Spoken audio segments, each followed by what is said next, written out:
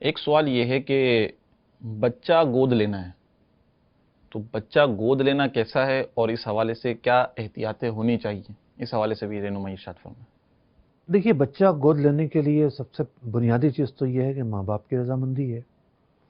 بعض اوقات لوگ لاوارث بچوں کو بھی گود لے لیتے ہیں۔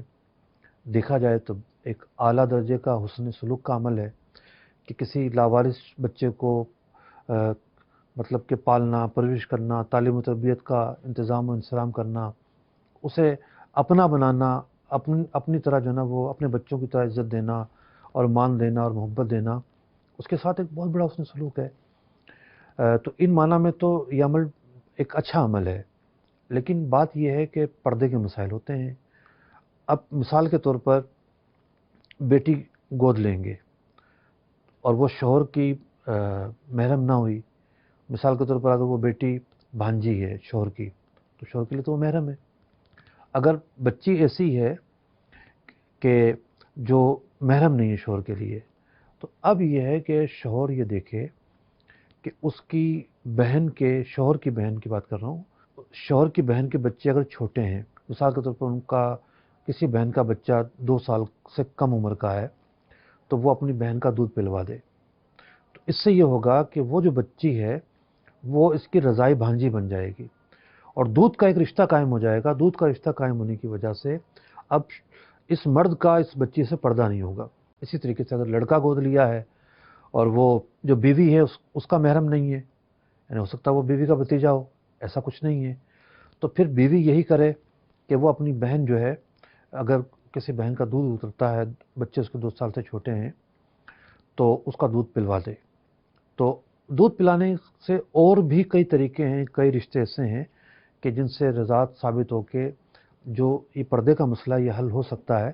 کسی کو یہ مسئلہ درپیش ہو تو پھر وہ مزید تفصیل کے ساتھ دارالفتہ سے پوچھ سکتا ہے۔ اس کی وجہ یہ ہے کہ بعض اوقات ایسا فیملی میں کوئی نہیں ہوتا کہ جس کیٹیگری سے دودھ پلوانا ہے وہاں ایسا معاملہ ہے نہیں، تو پھر اب کیا کیا جائے؟ تو پھر اس کی تفصیل تو ایز پر کیس تفصیل پوچھی جائے گی۔ اب یہاں ایک اور غلطی ہو رہی ہوتی ہے، بچے کو لے کے جی ولدیت میں اپنا نام لکھوا لیں گے، ایسا نہیں کر سکتے۔ کسی غیر کی طرف جو نسب ہے وہ منسوب کرنا یہ حرام ہے۔ قرآن پاک نے واضح طور پر اس کو حرام قرار دیا ہے۔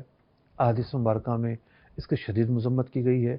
جس کا بچہ ہے اسی بچے کو جو ہے اسی کے ماں باپ کی طرف اس کو منسوب کیا جائے گا، یہ اپنے اصل ماں باپ کا ہی وارث بنے گا۔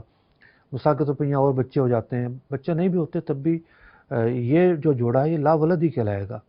اس کے جو وراثت کے مسائل ہوں گے یہ ویسے ہی ہوں گے جو ایک لا ولد کے ہوتے ہیں، اور اگر اور بچے ہو جاتے ہیں تو وہ یہ بیٹا شمار نہیں ہوگا یا بیٹی شمار نہیں ہوگی، تو اس نسب جس کا ہے اسی کا کہلائے گا۔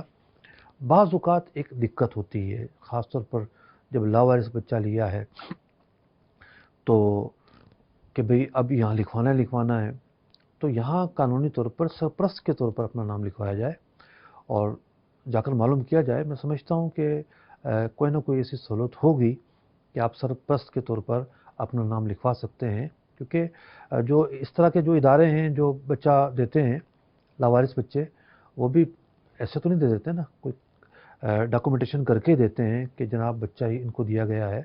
تو جب ملک کے اندر یہ کام ہو رہا ہے تو یہ آپشن بھی ہونا چاہیے کہ کسی نے بچہ اڈاپٹ کیا ہے تو اس بطور سرپرست کے خود کو ظاہر کر سکے ڈاکومنٹیشن کے اندر، یہ صورت اس کو دی جانی ایک دینی تقاضا ہے۔